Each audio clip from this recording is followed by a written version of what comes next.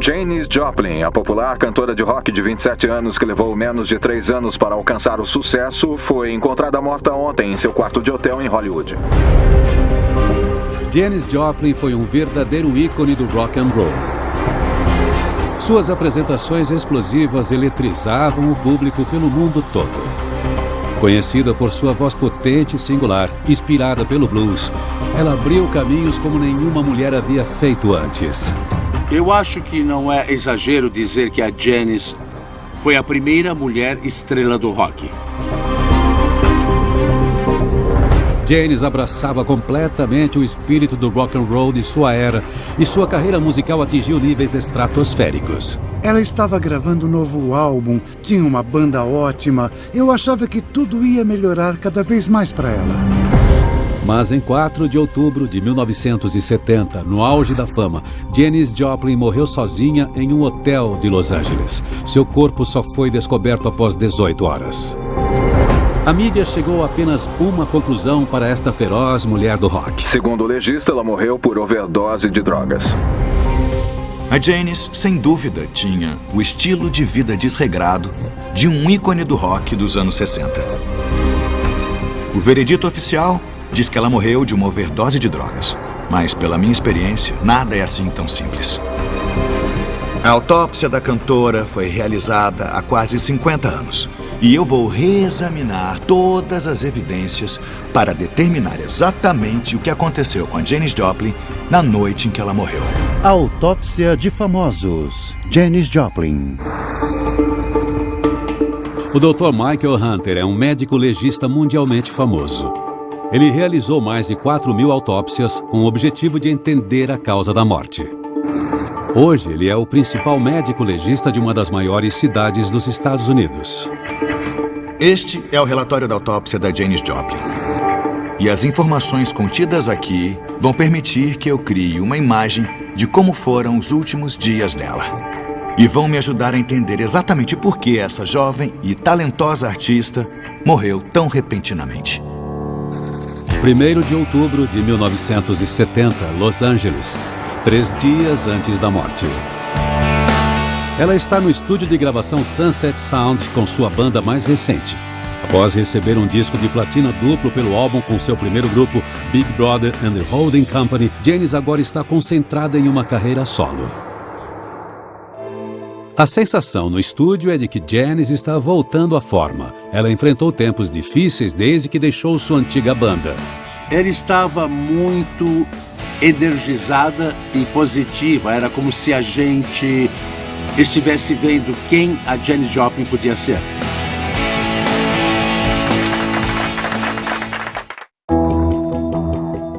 A Janis tinha apenas 27 anos de idade quando morreu. E eu esperaria que houvesse algum tipo de trauma físico associado à morte dela. Mas, à primeira vista, no relatório, não existe nada. Janis Lynn Joplin nasceu em 19 de janeiro de 1943 em Port Arthur, uma próspera cidade petrolífera no litoral do Texas. A mais velha de 3 irmãos, ela teve uma infância feliz, mas conforme Janis amadurecia, seu senso de moda não convencional e atitude rebelde não conquistaram muitos amigos. Ela encontrava conforto na música e descobriu que podia cantar. Seduzida pela contracultura emergente, aos 23 anos, Janis deixou o Texas e foi para São Francisco. Lá ela foi chamada para um teste da banda recém-formada Big Brother and Holding Company. A gente estava ensaiando e o Chet trouxe ela. Ela estava usando shorts e sandálias, tinha prendido o cabelo num coque e a pele dela estava em mau estado. Ela tinha uma acne bem ruim e tinha um visual bem genérico. Mas foi a voz singular de Janis que imediatamente conquistou o grupo. No instante em que ela começou a cantar, foi incrível. Janis modelou sua voz a partir de cantoras negras de blues, como Bessie Smith e Odetta. E simplesmente ninguém tinha ouvido uma coisa desse tipo. Uma menina branca cantando blues. E não foi apenas o canto de Janis que cativou seus novos colegas de banda. Ela era muito interessante e engraçada. Engraçada e inteligente. E bem-humorada. Ela tinha um ótimo senso de humor. E foi a aparição da banda no Festival Pop de Monterrey, em 1967, que fez com que Janis adquirisse status internacional. Sua incrível performance eletrizou o público. A Mama Cass estava lá e dava para ler os lábios dela. Ela fazia... Uau! E ela virou pro cara do lado dela e disse, isso é impressionante, sabe?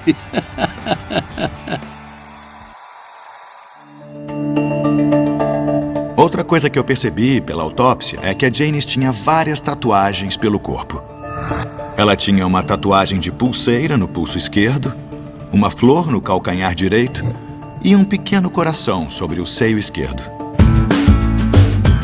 Abril de 1970, Condado de Marin. 6 meses antes da morte, Janis está dando uma festa em sua casa em Larkspur, Califórnia. Ela está sendo tatuada pelo célebre tatuador Lyle Tuttle. Uma vez ela disse para um repórter que a tatuagem no pulso era para todos, para o mundo inteiro, mas que a tatuagem no seio esquerdo era uma surpresinha para os meninos. Uma cereja no bolo. Não, ela não sai mesmo. É de verdade? E eu tenho outra. Quem por acaso quer fazer a próxima pergunta? A libido de Janis era lendária. Ela observava o público, agarrava algum rapaz, jogava ele na limusine e levava ele pro hotel. E pouca gente fazia isso. A Janis simplesmente gostava de sexo, fosse com homens ou com mulheres.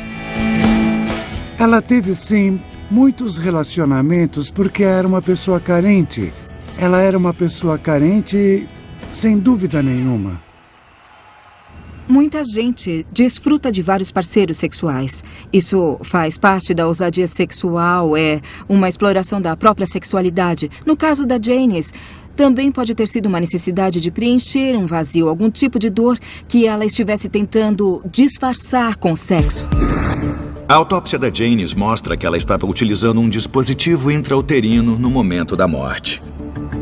Mas ela nem sempre usava métodos contraceptivos e ela realizou uma operação para interromper uma gravidez em 1968. Nessa época, nos Estados Unidos, o aborto era ilegal na maioria dos estados e ela teria que ter viajado para algum lugar, como o México, para conseguir realizar a operação. Em termos médicos, isso representaria um certo risco para a vida da Janis, já que os padrões hospitalares, em geral, eram bem baixos.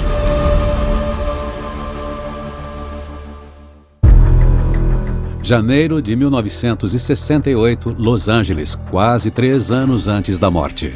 Janis está em seu camarim se preparando para ir ao palco. Seu agente Todd Schiffman a encontra no chão, incapaz de se levantar. Dores abdominais logo depois de um aborto são um sinal de perigo e podem indicar uma infecção no útero, que é uma complicação comum de uma operação abortiva que deu errado. Apesar do óbvio desconforto e ignorando conselhos, Janis vai ao palco mesmo assim.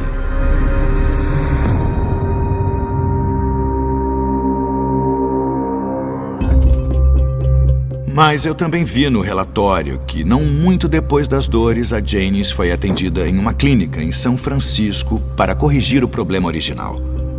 O que quer que tenha matado a Janis não foi um problema decorrente de um aborto mal executado.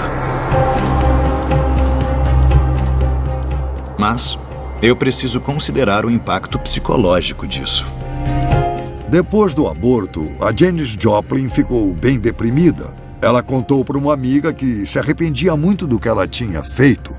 Foi um evento muito traumático na vida dela, então não é de se surpreender que ela acabasse se sentindo muito estressada e ansiosa. Eu não tenho como saber o que se passava na cabeça da Janis na noite em que ela morreu. E eu não tenho como saber qual foi o impacto psicológico que o aborto causou nela. Mas isso aconteceu 3 anos antes da morte.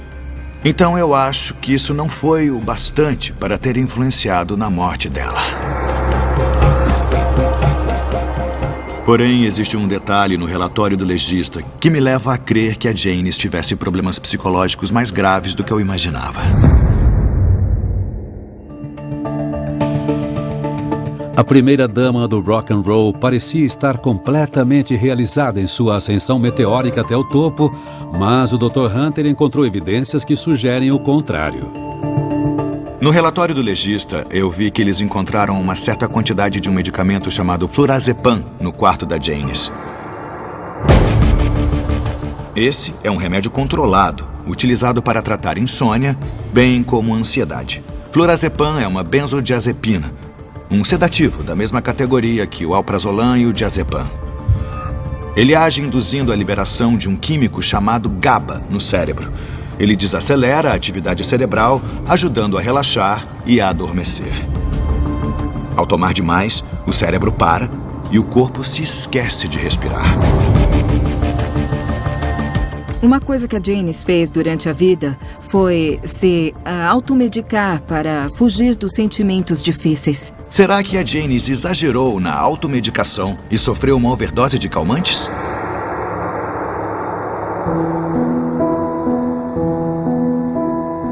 As crises de depressão de Janice podem ser identificadas muito tempo antes da gravidez indesejada. Ela era uma excluída por natureza. Ela não sentia que pertencia a Port Arthur, no Texas, onde ela nasceu e cresceu. Janis Joplin sempre quis ser diferente, mesmo antes de ser adolescente. Ela usava camisas masculinas, tingia o cabelo, tinha uma visão extremamente liberal das questões raciais em uma cidade segregacionista. Ela era um alvo para as pessoas que queriam maltratá-la. E você não teve muitos amigos no ensino médio? Eles riram até eu sair da escola, da cidade e do estado, cara. Quando alguém sofre muito bullying na infância, começa a se questionar o que há de errado consigo. E se isso não for tratado e se não for resolvido, então a pessoa pode ter problemas na vida adulta. Desejando ser aceita e conhecer pessoas com interesses similares, Janice cursou artes na Universidade do Texas, em Austin. Ela queria ser aceita, não só como uma grande artista e cantora, mas também como pessoa. Apesar de esse objetivo ter sido um pouco mais difícil de alcançar. Mas foi lá que Janice acabou se tornando alvo de um trote insensível que deixou marcas para o resto da vida. Outubro de 1962, Austin, Texas. A cada outono, a Fraternidade Alpha Phi Ômega realiza um evento de caridade em que se elege o homem mais feio do campus. Como parte de uma brincadeira cruel, o prêmio do ano vai para Janice. Bom, a Janice acabou ganhando o prêmio de Homem Mais Feio do Campus. E quando ela ficou sabendo, se desfez em lágrimas. Essa foi a primeira vez em que eu percebi o quão profundamente os problemas sociais na cidade natal da Janice tinham afetado ela. Ela ficou arrasada. Tudo por causa dos babacas da fraternidade.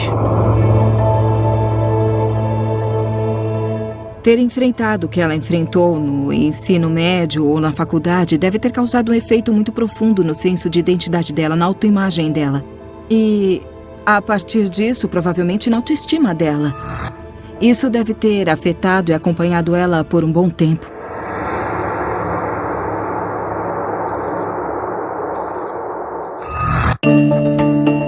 Mesmo que a Janice estivesse lutando contra a depressão, quando eu consultei a seção de toxicologia do relatório da autópsia, eu não vi nenhum traço de flurazepam no organismo dela.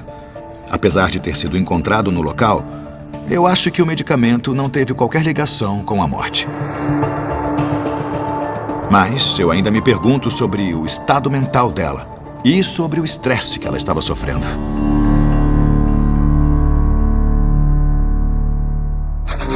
3 de outubro de 1970, meio-dia, 13h30 antes da morte. Janice está em seu quarto no Hotel Landmark, em Hollywood, enquanto sua banda está no estúdio. Sua presença não é necessária, já que eles estão gravando uma faixa instrumental para o novo álbum. A Janice gostava de estar no estúdio trabalhando. Ela não gostava de não estar no estúdio trabalhando. Nessas horas, ela ficava muito entediada. Não tinha muito o que fazer sozinha num quarto de hotel e não demorava para ela ficar solitária e entediada.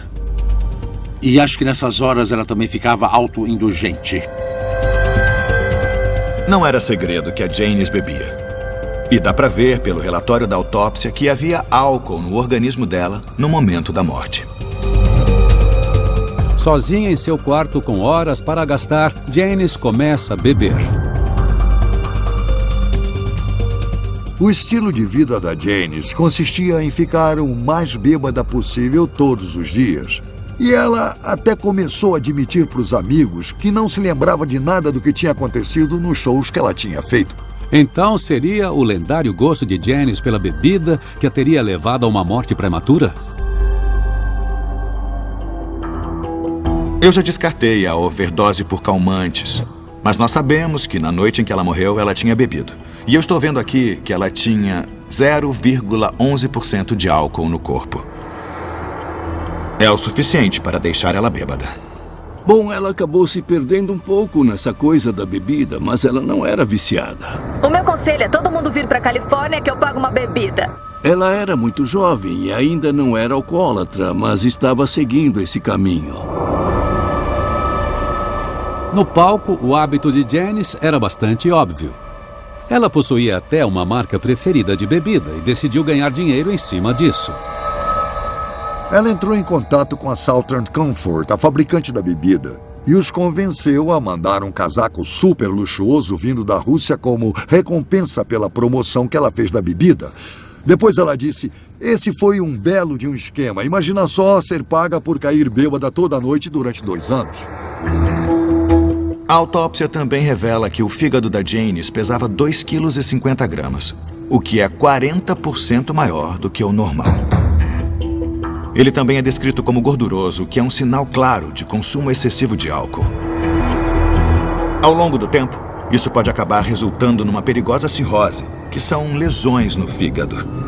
O órgão não consegue mais funcionar e então para, o que leva ao acúmulo de toxinas perigosas, o que pode ser fatal. Eu preciso descobrir por que a Janice estava bebendo a um nível tão perigoso e se esse abuso foi a causa da morte. O consumo de álcool de Janice aumentou após ela deixar sua primeira banda, Big Brother and the Holding Company, em 1968. A decisão de deixar a Big Brother causou um efeito muito perturbador na Janice, porque ela estava deixando uma situação familiar e um pessoal de quem ela gostava e se jogando no desconhecido. Uma carta para sua família revela a insegurança que Janice sentia na época. Eu disse, vocês se lembram? Que eu ia sair da Big Brother e fazer carreira solo. Eu sinto muita pressão por causa da atmosfera que isso criou e por causa da fama que eu alcancei. Então a gente tem que ser incrível quando começar a tocar. Uma das coisas que esse grupo fornecia era uma defesa contra os próprios demônios dela. Quando a Janice deixou a banda, outra coisa que ela também deixou foi o conforto que eles forneciam, a proteção que eles forneciam contra os pensamentos e as dificuldades que afetavam a vida dela. Eles eram próximos. Então ela procurou outra coisa.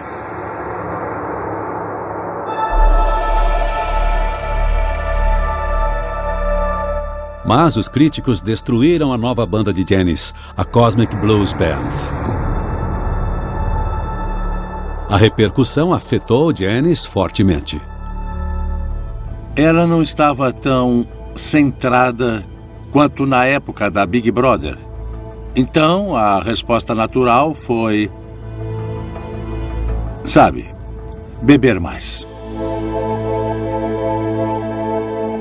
Eu acredito que a Janice possa ter sido alcoólatra, mas analisando o relatório, não há nada que indique que ela tenha desenvolvido cirrose. Então, eu não acho mesmo que que a situação do fígado dela tenha tido qualquer influência na morte dela. Eu encontrei um detalhe no relatório do legista que demonstra que a Janice estava lutando contra alguma coisa além do álcool. A autópsia indica que foram encontradas 4,5 pílulas identificadas como Lily 172 dentro de uma gaveta no quarto da Janice. Acho que as pílulas foram identificadas incorretamente, porque não achei nenhuma referência sobre drogas com esse nome. O que eu consegui encontrar foi um narcótico chamado J72, que é metadona. É um medicamento normalmente receitado para usuários de heroína que estão tentando se recuperar. Eu também vi que o médico legista notou o que pareciam ser antigas marcas de injeção no braço. E isso é uma evidência clara de uso de heroína no passado, então é provável que ela estivesse tentando parar. Eu acho que a Janice começou a usar heroína em algum momento de 1967, quando ela começou a sair com um cara que devia ser pelo menos alguns anos mais novo que ela. Ele era um mauricinho. Foi aí que ela começou a usar heroína. Eu comecei a perceber que a Janice estava usando drogas regularmente na época da Cosmic Blues Band. E o hábito dela era, depois de uma apresentação, ir para o hotel o mais rápido possível para injetar. A heroína seria a droga perfeita, porque ofereceram uma fuga para Janice, uma fuga do passado, uma fuga das preocupações de ter que ser um ícone da noite para o dia, uma fuga do sentimento de dificuldade de se conectar com as pessoas em torno dela, uma fuga de tudo o que ela temia. Era a droga perfeita. No auge de seu uso de heroína, Janice estava gastando até $1.500 a cada 3 dias. Entre 1968 e o fim de 1969, ela teve overdoses de heroína em 6 ocasiões. Janeiro de 1970, Rio de Janeiro, Brasil. Janice está aproveitando uma folga após deixar a Cosmic Blues Band. As críticas negativas, o consumo de álcool e o uso de drogas causaram um impacto. Então ela conhece um viajante americano. O David Niehaus era um cara que não sabia quem ela era. Ele simplesmente gostou dela pelo que ela era. David também a ajudou a deixar a heroína. O David Niehaus colocou ela numa motocicleta, levou ela para o mato e fez ela se recuperar. Deixar o vício em heroína é um processo muito doloroso. E a metadona que ela estava tomando teria ajudado quando ela tivesse uma crise de abstinência. Como todos nós, ela estava sempre procurando a pessoa certa. E qualquer um que se dedicasse a ajudar a Janice a se reabilitar, era essa pessoa para mim. Janice voltou do Brasil sóbria e em um relacionamento estável.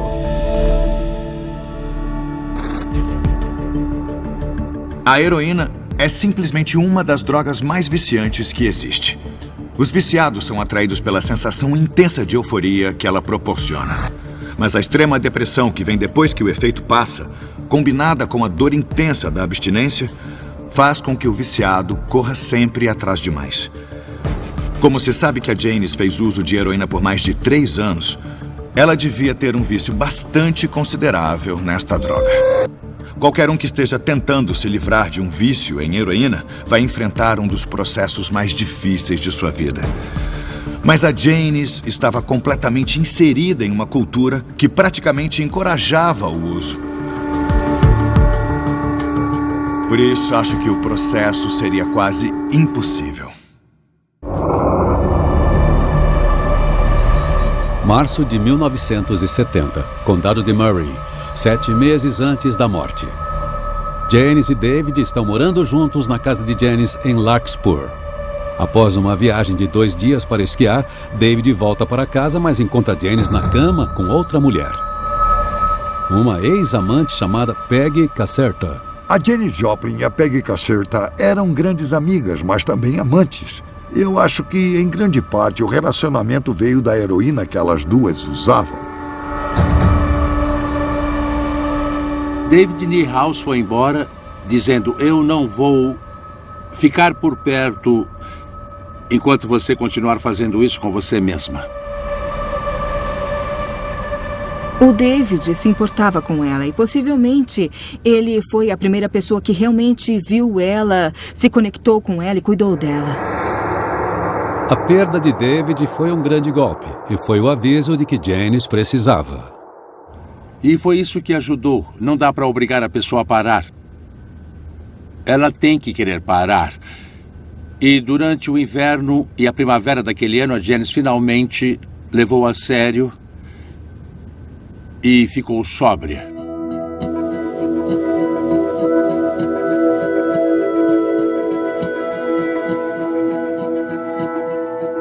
Eu acreditava nela, eu sabia que era verdade, eu conseguia perceber isso, eu sabia.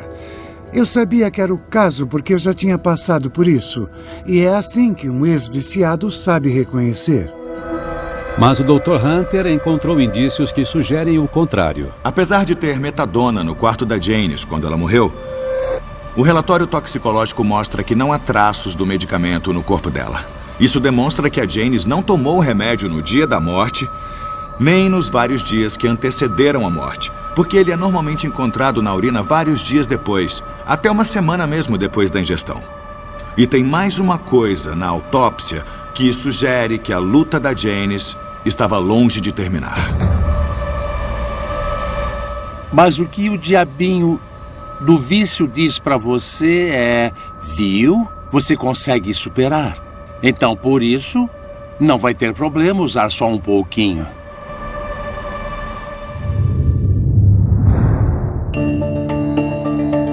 O médico forense Dr. Michael Hunter está utilizando a autópsia de Janis Joplin para descobrir como ela morreu.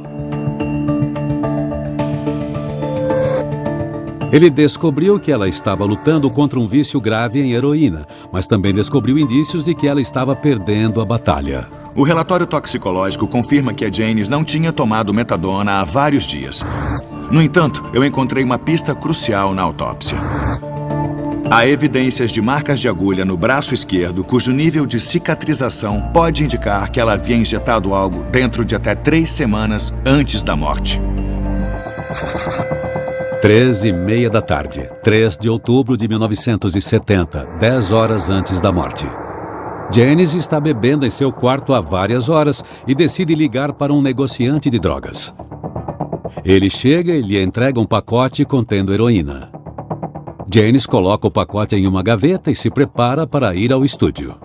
Depois de se esforçar tanto para se livrar do hábito, por que ela parou de usar a metadona e começou a usar heroína de novo? Setembro de 1970, Los Angeles, 3 semanas antes da morte. Janice está na recepção do Hotel Landmark. Por acaso, ela encontra seu antigo negociante de drogas. Ele conta que está ali para realizar uma entrega para a amiga de Janice, Peggy Caserta.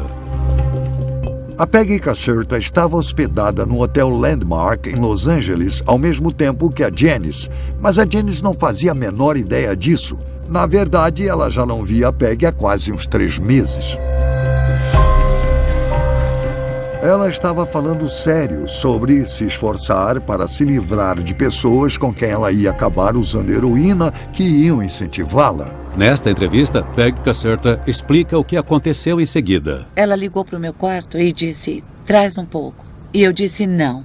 E ela disse: não pensa que se você não trouxer um pouco eu não consigo arranjar, porque eu consigo do mesmo jeito que você conseguiu. Então traz um pouco. Vamos pirar. Eu levei. E ela começou a usar de novo. A Janice estava presa num ciclo de vício muito autodestrutivo. Então, não importava quantas coisas boas acontecessem. Então, o modo como esse vício em heroína estava segurando ela fazia com que a coisa se repetisse. Ela pode ter pensado que conseguia controlar o vício, mas no fim, era o vício que controlava ela. Esse era o perigo. As drogas têm um efeito muito potente nos centros de memória do cérebro. Só o ato de ver o negociante pode ativar uma torrente do hormônio do prazer, a dopamina. Isso cria uma associação positiva com a heroína na memória e gera um desejo intenso. Sabendo disso, não é nenhuma surpresa que a Janice tenha mais uma vez voltado à heroína. E a minha próxima descoberta confirmou isso. O relatório toxicológico revela a presença de morfina no sangue e na bile da Janice. E esse é o subproduto da heroína no corpo. É uma evidência irrefutável de que a Janis Joplin havia usado heroína na noite em que ela morreu. –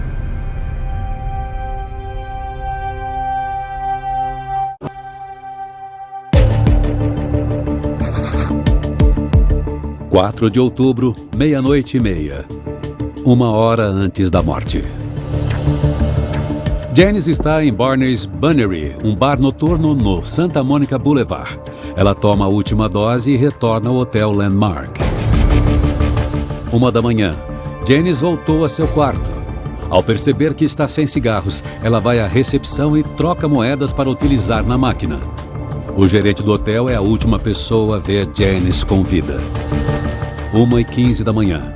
Janice volta ao quarto e injeta a heroína que comprou mais cedo. Agora, a heroína está na corrente sanguínea da Janice e circulando pelo corpo dela.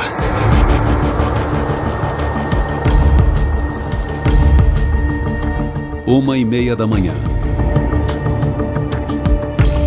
Janice começa a se despir.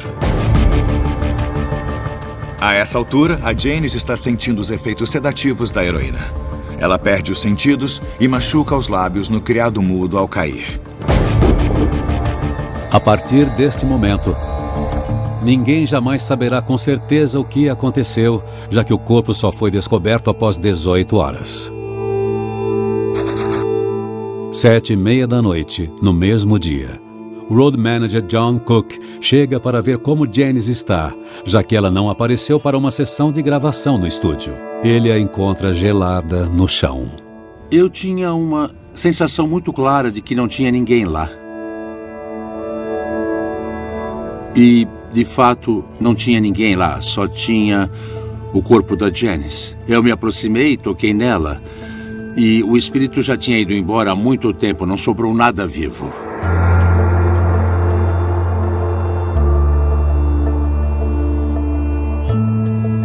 Naquele momento, eu era a única pessoa no mundo que sabia. E eu não podia suportar aquilo por muito tempo.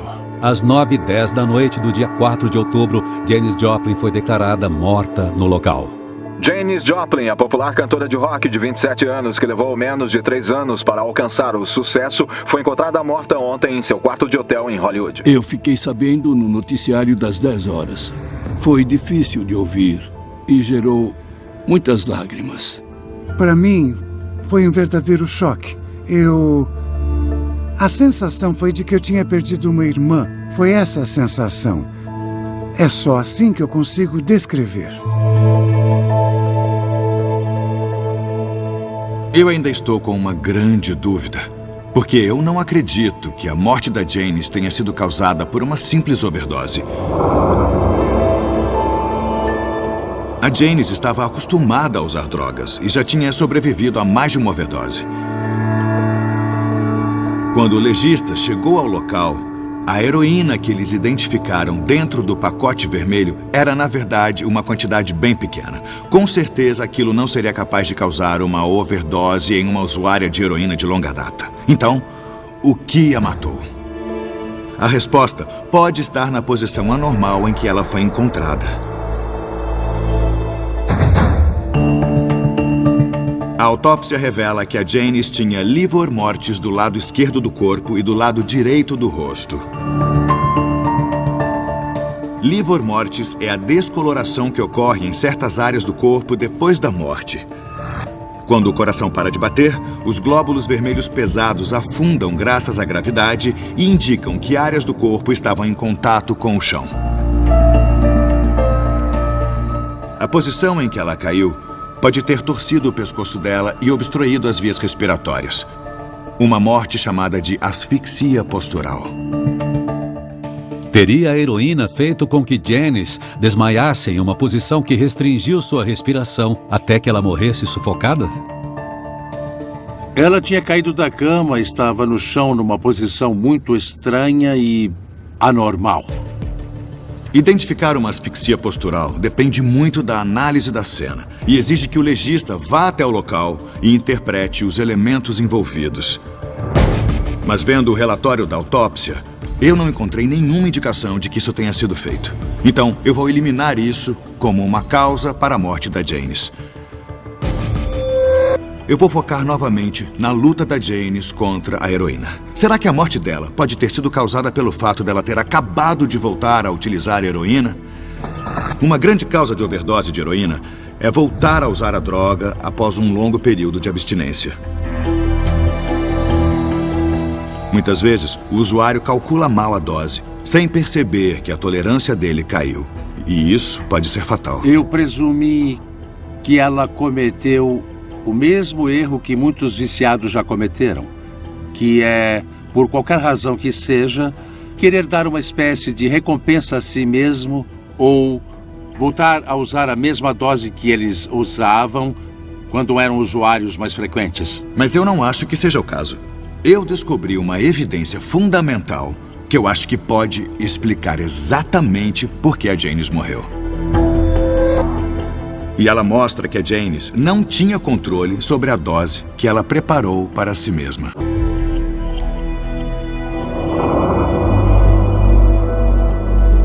Na tarde em que Janice comprou a heroína, ela não tinha como saber que a droga que ela usaria mais tarde possuía uma diferença mortal. Essa evidência não foi encontrada no relatório da autópsia, mas em uma nota escrita vários anos depois por um dos médicos legistas. Ele declara que analisou o conteúdo do pacote vermelho encontrado no quarto da Janice e que a descoberta foi surpreendente. A droga letal não possuía a pureza típica de 3 a 5%. A droga que a Janice injetou possuía uma pureza de até 50%. A Janice pode ter usado uma quantidade de heroína com a qual ela já estava acostumada, mas por causa da pureza da droga e do período de abstinência, ela não tinha a menor chance. Segundo relatos, o negociante de drogas de Janice sempre testava a heroína com um químico para garantir que a pureza não fosse letal. Só que naquele fim de semana, o cara que testava a heroína tinha viajado. Como resultado, não foi só a Janis Joplin que morreu, mas várias outras pessoas em Los Angeles que também tinham comprado a mesma droga. Isso causou uma transformação radical em como eu entendi a morte da Janice. Ela foi pega desprevenida. Ela esperava que a heroína fosse bem mais fraca. Mas essa droga super forte matou ela na hora. Nós nunca vamos saber exatamente o que se passava na mente da Janice na noite em que ela morreu. Mas eu acredito que a causa da morte tenha sido uma overdose de droga acidental graças a uma heroína incrivelmente pura que o corpo dela simplesmente não suportou. Após examinar todas as evidências na autópsia de Janis Joplin, o Dr. Hunter pode finalmente montar um retrato de suas últimas horas. Primeiro, a heroína foi misturada com água para poder ser injetada. Em segundos, a droga estava circulando pela corrente sanguínea dela. Quase imediatamente ela começa a sentir a euforia inicial. Conforme a heroína é transformada em morfina, a Janice começa a sentir um relaxamento muito intenso e sua sensibilidade à dor diminui. Mas a heroína super forte começa a tomar conta do sistema nervoso central dela. Incapaz de lidar com o efeito sedativo extremo, a respiração dela começa a diminuir cada vez mais. Agora, o cérebro da Janice está privado de oxigênio e ela desmaia. A respiração dela continua diminuindo. Agora ela só está respirando 6 vezes por minuto. Mas o coração continua enviando sangue aos pulmões, o que causa um acúmulo de fluido chamado edema pulmonar. A situação está piorando rapidamente. A única esperança dela seria ser encontrada agora. O suprimento cada vez menor de oxigênio faz com que os órgãos da Janice comecem a falhar. Aí ela entra em coma. Os pulmões cheios de fluido param de funcionar, o coração para de bater e ela morre.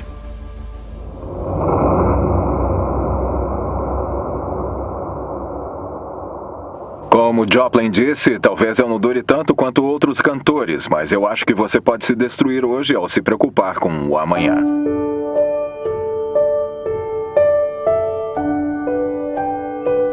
Após a morte de Janis, seu segundo álbum solo, Pure, é lançado. Ela subiu diretamente ao número 1 nas tabelas e permaneceu nesta posição durante 9 semanas. Foi seu álbum de maior sucesso. Eu acho que a Janis decidiu que excesso era o lema dela. Pois é. Ela não queria perder nada. Ela queria tirar proveito máximo da vida. Ela queria tentar de tudo, experimentar de tudo e se arriscar um bocado. Isso fazia parte de quem ela era. Após a morte, Janis deixou uma última surpresa aos seus amigos. Uma coisa que eu me lembro foi que teve uma festa. Ela tinha feito um testamento com o advogado dela e tinha deixado alguns milhares de dólares no testamento para que dessem uma festa caso ela morresse. Todo mundo pirou, bebeu um monte e tentou ficar bem louco e se divertir ao máximo, porque era isso que ela queria. O meu conselho é todo mundo vir pra Califórnia que eu pago uma bebida. Lembrem-se dela como um gênio da música. E lembrem-se dela com carinho, porque ela foi um ser humano importante. Uma pessoa importante.